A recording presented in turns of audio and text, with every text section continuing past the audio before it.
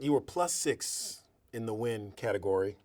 Double the victories from 9 to 18. Started 12-2, 3-0 in the Big East. Swept Nova for the first time since my sophomore year, I think. Mm-hmm. Did a lot of great things. Are you happy with the progress you've made to this point, you and your staff? I love what we're doing at Georgetown. You know, I think before we wanted to win, we wanted to build a different identity, respecting legacy, respecting history, respecting tradition. It's a new era at Georgetown, right? In the modern era of NIL and portal. Who are we? What are we? Where are we going? I love my team right now. Well, you go from one of the youngest teams in the country to a team that has what I call portal pedigree. Right. Oh, I like that. I like that terminology.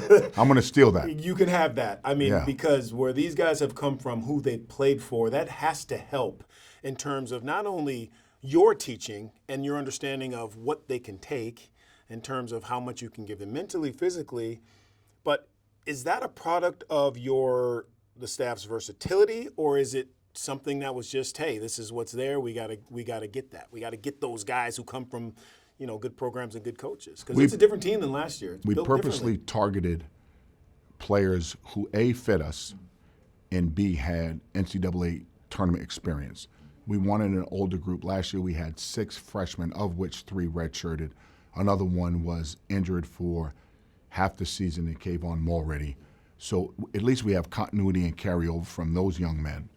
And in the portal, we targeted players that fit the identity of which we want to play, and also pedigree. I love that pedigree in the portal, of which allowed us veteran leadership. And I think we targeted that. Staff did a really good job. Now it has to come to fruition. Yeah, and you lose 2 guys. I mean, Thomas Sorber was the most impactful defender in the country. He really was. When he was healthy on the floor, he changed everything. And obviously, Micah Peavy, there was nothing that he could not do and didn't do for you on the floor. How do you?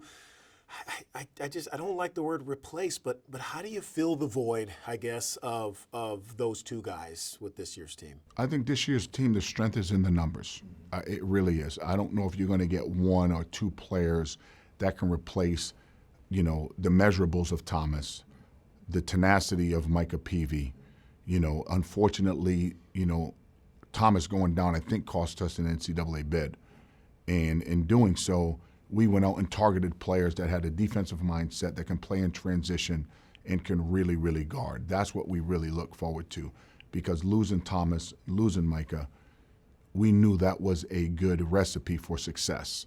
I think when you defend, you win, and hopefully we can continue to do that. And it is in the numbers. I totally understand that, but you know who your dogs are. You know who like you like to put it, who your dudes are. Right. How many dudes, and who, if you can tell me, have you found a dude or a few dudes with this new group so far? Let me look directly at the camera here on NBC.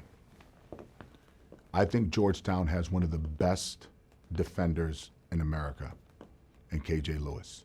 He is quick in small spaces. He's fast in big spaces. And I think he'll have an opportunity to really shine with the way we're going to use him. He is the Tasmanian devil. I really, really like him. I like the defensive ability that I think we're going to be able to display. I don't know if we can make a jump shot, but I think we're going to be able to defend at an elite level in the Big East. And a lot of that defending is not just on the perimeter. You have size. We do. You have some size. So again, on that interior, who could be that rim protector, that inside presence that you need? Because the league, if you look across the Big East, teams are big. There are a lot of teams. Some are bigger than others, but there's some size in the league, and you're one of those teams that has some size. Traditionally, the Big East doesn't have what I would say is Big Ten size. And I like our size. We have 2 7-footers in Vince and Julius. We have Seal in all, Julius and Seal redshirted last year. I think Vince gives us an added Big East, transferring from St. John's, obviously playing for a Hall of Fame coach. So he had defensive fundamentals. If you play for Rick, you're going to play hard, you're going to have discipline. So we were really, really fortunate to get him. I like our rim protection, Again, I think we'll be okay defensively, can we get, to me it's going to be like a race to 65. Can we get to 65? Before you. Yeah. Whoever gets to 65, we win. We win. So my last one for you, a lot of teams base their success on performance. Some teams and coaches, focus on results. What does a successful season look like for Ed Cooley and this Hoyas team? I appreciate that question. Success to me this year, going into year 3, we scheduled to be a tournament team, right? We want to compete for a Big East championship. We want to compete for a regular season championship, a tournament championship, right here in this building. Friday night, Madison Square Garden, Big East basketball. Saturday night, Big East championship. That's what we prepared for. Our schedule will tell you that. Going on the road at Maryland, going on the road at Carolina, playing Clemson at home, going down to Florida, playing Miami, BYU, or Dayton. We've prepared ourselves to try to compete to be one of the best teams in this monster league.